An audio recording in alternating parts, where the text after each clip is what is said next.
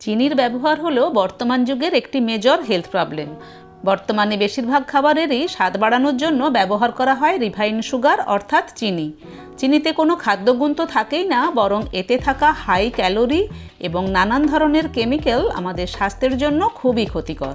চিনি দিয়ে তৈরি খাবার যেমন কেক, পেস্ট্রি, ক্যান্ডি, বিস্কিট, নানা রকমের মিষ্টি, cold drinks, breakfast cereal, packet fruit juice ইত্যাদি খাবার ফলে obesity, diabetes, arthritis, high cholesterol ও ট্রাইগ্লিসারাইডস, ডেন্টাল ক্যারিজ, এমনকি ক্যান্সারের মতো অসুস্থতাও তৈরি হয় শরীরে।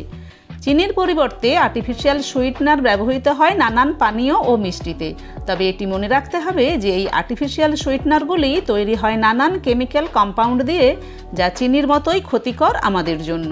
তাই চিনি বা কেমিক্যাল কম্পাউন্ড দিয়ে তৈরি আর্টিফিশিয়াল সুইটনারের পরিবর্তে কোন কোন জিনিস ব্যবহার করা স্বাস্থ্যসম্মত তাই নিয়ে আলোচনা করব আজকের পর্বে। নমস্কার বন্ধুরা, হেলদি লিভিংয়ে আপনাদের সবাইকে স্বাগত।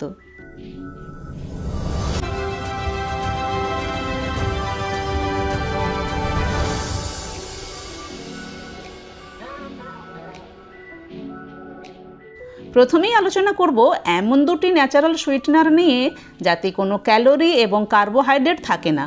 তাই ডায়াবেটিস আছে এমন মানুষেরা এবং যারা বডি ওয়েট কম করতে চান তারা নির্দ্বিধায় এগুলি রান্নায় বা মিষ্টিতে ব্যবহার করতে পারেন।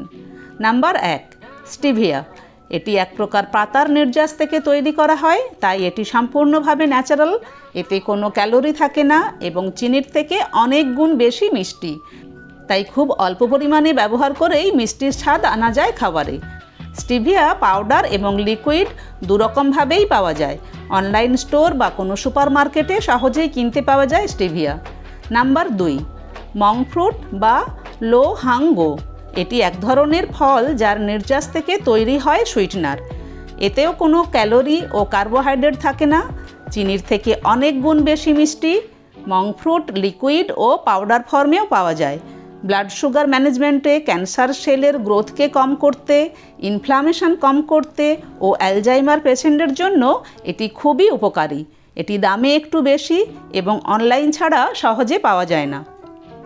এবার আলোচনা করব সেই সমস্ত ন্যাচারাল সুইটনার যা চিনির পরিবর্তে ব্যবহার করা স্বাস্থ্যকর, দামে তুলনামূলকভাবে সস্তা এবং সহজলভ্য।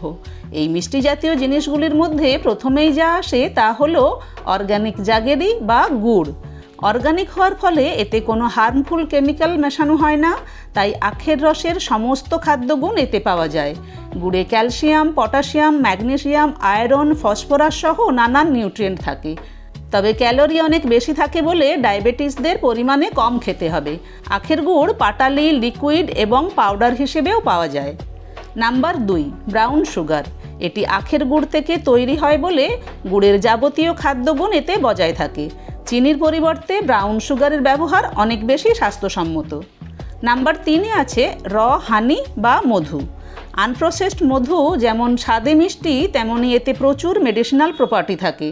মধুকে মিষ্টি হিসেবে চা, কফি বা যে কোনো খাবারে মিশিয়ে খাওয়া যেতে পারে, তবে মধুকে ফোটানো যাবে না। রান্নায় মিশিয়ে মধুকে গরম করলে মধু বিষে পরিণত হয়, তাই চা বা কফিকে কাপে ঢালার পর মধু মেশাতে হবে। চিনির পরিবর্তে মধু হলো খুব ভালো ও স্বাস্থ্যসম্মত একটি সুইটনার। 4 নম্বরে আছে খেজুর গুড়। খাবারের মিষ্টি স্বাদ আনতে চিনির পরিবর্তে এটি ব্যবহার করা ভালো। যদিও এটি শীতকালেই পাওয়া যায়, তবে পাটালি আকারে ফ্রিজে রেখে সারা বছর ব্যবহার করতে পারেন। Number 5, coconut sugar. Coconut sugar তৈরি হয় নারকেল ফুলের স্টেমের নির্যাস থেকে। এতে ক্যালোরি বেশি থাকে এবং থাকে নানান মিনারেল। সাদা চিনির পরিবর্তে কোকোনাট সুগার হলো একটি ভালো অল্টারনেটিভ। কোকোনাট সুগার অনলাইন স্টোরে সহজেই কিনতে পাওয়া যায়। 6 নম্বরে আছে ম্যাপেল সিরাপ। খেজুর গুড়ের মতোই ম্যাপেল গাছের রসকে গরম করে ম্যাপেল সিরাপ তৈরি করা হয়। এতে ক্যালোরি অন্যান্য গুড় এবং মধুর থেকে অনেকটাই কম থাকে। থাকে নানান B vitamin, calcium, potassium, magnesium, zinc সহ নানান মিনারেলস। ম্যাপেল সিরাপ কানাডা ও ইউএসএতেই বেশি উৎপন্ন হয়। আমাদের দেশে উৎপন্ন হয় না, তাই দামে খুবই বেশি। অনলাইন স্টোর ও বড় বড় সুপার মার্কেটে কিনতে পাওয়া যায়।